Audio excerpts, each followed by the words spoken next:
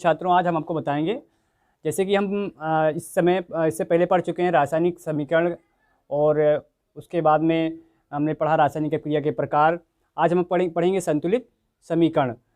कैसे संतुलित समीकरण की सबसे पहले हम परिभाषा जान लेते हैं। क्या होता है कि वह रासायनिक समीकरण जिसमें दोनों पक्षों के तत्वों के परमाणुओं की संख्या बराबर होती है। कहने का मतलब जो समीकरण हमारे होते हैं उसमें दो पक्ष होते हैं। एक होता है LHS, क्या होता है LHS यानी लेफ्ट हैंड साइड, और एक होता है RHS राइट हैंड साइड। तो कहने का मतलब कि इसमें जो दो पक्ष होते हैं LHS और RHS, इसमें तत्वों के परमाणुओं की संख्या बराबर होनी चाहिए। जैसे हम मान लेते हैं, एक एग्जांपल ले लेते हैं। आपके पास क्या है ZnH2SO4 arrow ZnSO4 plus H2। इसमें देखेंगे कि हम जो इनके तत्वों की परमाणु संख्या है वो बराबर है कि नहीं है। तो जैसे देखते हैं कि ये इधर हम लिख देते हैं क्या, तत्वों के परमाणु की संख्या। इधर क्या लिख देते हैं, अभिकारकों में और ये उत्पादों में। तो जो इधर होते हैं LHS में होते हैं, उस इधर क्या होते हैं, अभिकारक होते हैं हमारे, और इधर क्या होते हैं, उत्पाद। हम अगली वीडियो में आपको बता चुके हैं कि इधर क्या होते हैं, अभिकारक होते हैं, और इधर क्या होते हैं, उत्पाद होते हैं।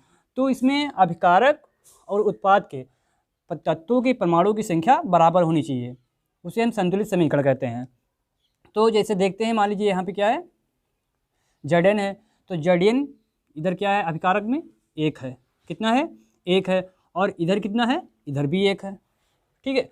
अब इधर हाइड्रोजन कितना है, 2 है, और इधर हाइड्रोजन कितना है, 2 है। यानी कि 2 इधर है और 2 इधर है। दोनों, यानी कहने का मतलब दोनों LHS में और RHS में दोनों में बराबर होनी चाहिए, तत्वों के परमाणु की संख्या बराबर होनी चाहिए। फिर इधर में जैसे सल्फर देख लेते हैं, तो सल्फर इधर कितना है, 1 है, और इधर कितना है, 1 है। इधर भी 1 है और इधर भी 1 है। अब बचा क्या हमारा, ऑक्सीजन। ऑक्सीजन कितना है, इधर 4 है, और इधर कितना है, 4 है। तो इधर भी 4 है और इधर भी 4 है। तो हम कह सकते हैं कि ये जो समीकरण है ये संतुलित है। अगर असंतुलित समीकरण नहीं तो हम संतुलित कर लेते हैं। जैसे मान लीजिए कि अभी हम एक एग्जांपल ले लें। इधर आगे इसे लिखा है CH4 plus O2 arrow CO2 plus H2O। तो क्या हम इसको देखेंगे कि ये समीकरण जो है संतुलित है कि नहीं है। तो इसमें क्या है, देखें, कार्बन इधर कितना है, 1 है। इधर कार्बन कितना है, ये 1 है। इधर हाइड्रोजन कितना है, 4 है, और इधर कितना है, 2 है। तो हमें यही से पता चल जाता है कि यहाँ पे हाइड्रोजन कितना है, 4 है, यहाँ पे 2 है। तो ये समीकरण हमारा संतुलित नहीं है। ये समीकरण जो समीकरण है ये संतुलित नहीं है, क्योंकि हम जानते हैं कि वह रासायनिक समीकरण वही रासायनिक समीकरण संतुलित होगा, वह रासायनिक समीकरण जिसमें दोनों पक्षों के तत्वों के परमाणुओं की संख्या बराबर होती है। तो यहाँ पे परमाणुओं की संख्या बराबर नहीं है, तो कहने का मतलब ये समीकरण संतुलित नहीं है। तो आइए हम इसको संतुलित करते हैं, इस समीकरण को संतुलित करते, कैसे संतुलित करेंगे। तो देखते हैं, इधर कितना है कार्बन, इधर कार्बन 1 है, कार्बन इधर 1 है, और हाइड्रोजन कितना है, हाइड्रोजन भी कितना है, 4 है। इसको हम एक ग्रुप में लिख लेंगे। उसके बाद में ऑक्सीजन कितना है, ऑक्सीजन आपका क्या है, 2 है, ऑक्सीजन 2 लिख लेंगे। अब हम आ जाएंगे RHS में। RHS में कार्बन देखेंगे, कार्बन कितना है, 1 है, ऑक्सीजन कितना है, 2 है, इसको हम लिख लेंगे। उसके बाद में हाइड्रोजन आपका कितना है, 2 है, और ऑक्सीजन कितना है, 1 है, इसको हम एक ग्रुप में लिख लेंगे। अब हम देखेंगे कि यहाँ पे कि हाइड्रोजन कितना है, 2 है, यहाँ पे कितना है, 4 है। तो हमें सबसे पहले हाइड्रोजन को बराबर करना है। तो यहाँ पे अगर 4 है तो यहाँ पे कितना है, 2। अगर यहाँ हम एक किससे गुणा करें कि यहाँ पे 4 हो जाए, तो यहाँ पे किससे गुणा करेंगे, 2 से गुणा करेंगे। तो 2 दूनी 4 कितना हो जाएगा, 2 दूनी 4 हो जाएगा। और जब हाइड्रोजन में गुणा होगा तो ऑक्सीजन में भी गुणा होगा, यहाँ भी गुणा होगा, तो 2 कम 2। तो हम ये हमारा जो ग्रुप है ये कहाँ पे, ये है। ठीक है। तो इसमें हम किससे गुणा कर दें, 2 से गुणा कर देंगे। किससे गुणा कर देंगे, 2 से। ठीक है, यहाँ किससे गुणा कर देंगे, 2 से। अब यहाँ पे हाइड्रोजन आपका कितना हो गया, 4 हो गया, इधर भी 4 हो गया, इधर भी 4 हो गया।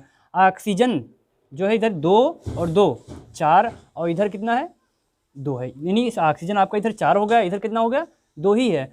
तो हम क्या करें, यहाँ पे 2 से गुणा कर दें, तो 2 दूनी 4। तो ये कौन सा ग्रुप है, ये ग्रुप है। ठीक है। तो यहाँ पे किससे गुणा करेंगे, 2 से।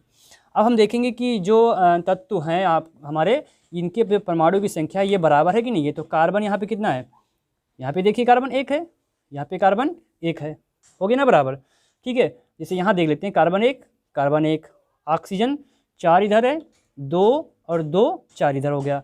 हाइड्रोजन कितना है, 4 इधर है और 4 इधर है। तो ये हमारा जो समीकरण हुआ ये संतुलित हो गया। इस प्रकार हम समीकरण को संतुलित कर लेते हैं इस तरह से। अब ये समीकरण जो हमारा है संतुलित होगा। चलिए अब हम देखते हैं संक्षारण। संक्षारण क्या है? जैसे जब किसी धातु की सतह, धातु की, इससे जो आपका अगला लेसन है धातु एवं अधातु, धातु का विस्तार पूर्वक हम उसमें बताएंगे आपको धातु और अधातु के बारे में।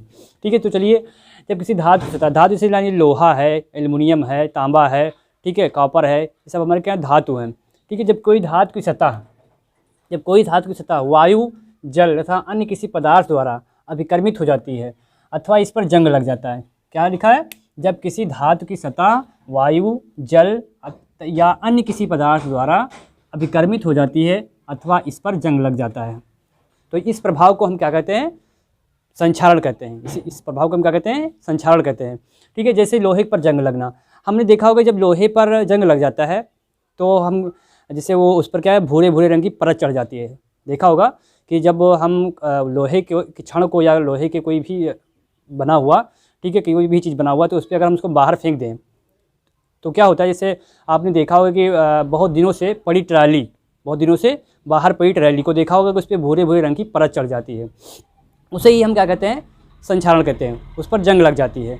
और इसको रोकने के लिए हमें कौन से उपाय करनी चाहिए? इसको रोकने के लिए हमें पेंट द्वारा, इसको हम पेंट लगा करके उसको रोक सकते हैं। अगर उस पर हम पेंट लगा दें तो वो संक्षारण होने से बच जाएगी। ठीक है, तो ये होता है संक्षारण। जब किसी धातु की सतह वायु तथा अन्य किसी पदार्थ द्वारा अभिकर्मित हो जाती है, इस पर जंग यानी इस पर अथवा इस पर जंग लग जाता है, तो इस प्रभाव को हम क्या कहते हैं? संक्षारण कहते हैं। उदाहरण जैसे लोहे पर जंग लगना। ठीक है, लोहे पर जंग लगना। तो आई होप आपको संक्षारण के बारे में समझ में आ गया होगा। ठीक है, अब हम चलते हैं, क्या पढ़ते हैं? विकृत गंधता। विकृत गंधता क्या होती है? जब वसा तथा तेल उपचयित हो जाते हैं तथा इनकी गंध तथा स्वाद परिवर्तित हो जाता है, तो वसाओं तथा तेलों का अपचयन प्रतिआक्सीकारक मिलाकर अथवा भोज्य पदार्थों को निर्वापित पात्रों में रखकर अथवा इन्हें नाइट्रोजन में प्रवाहित करके रोका जा सकता है। आपने देखा होगा कि जब वसा हो या तेल हो उपचयित हो जाते हैं तथा इनकी गंध क्या होती है? इनका गंध तथा स्वाद परिवर्तित हो जाता है, तो हम क्या करते हैं कि इन वसा और तेलों को अपचयन या प्रतिआक्सीकारक मिलाकर अथवा भोज्य पदार्थों को निर्वापित पात्रों में रखकर, ठीक है, या इन्हें नाइट्रोजन में प्रवाहित करके रोका जा सकता है। उनमें नाइट्रोजन की गैस भर करके हम उसको रोक सकते हैं। जैसे हमने देखा होगा कि बच्चों को खाते हुए देखा होगा या हमने भी खाया होगा, इससे आलू चिप्स देखा है, चिप्स, उसमें देखिए पैकेट में क्या होती है? हवा भरी रहती है। तो हम क्या कहते हैं कि इसमें केवल हवा भरी हुई है, इसमें चिप्स नहीं है। ठीक है, तो वो हम नहीं समझ पाते हैं कि उसमें हवा क्यों भरी गई है। हवा इसलिए भरी गई है कि जो उसके अंदर चिप्स है उसको मतलब नरम होने से, यानी उसको लचीलापन होने से रोकने के लिए। उसमें अगर नाइट्रोजन गैस नहीं भरी होगी तो क्या होगा? वो मतलब हल्की क्या होगा? चीमर हो जाएगी।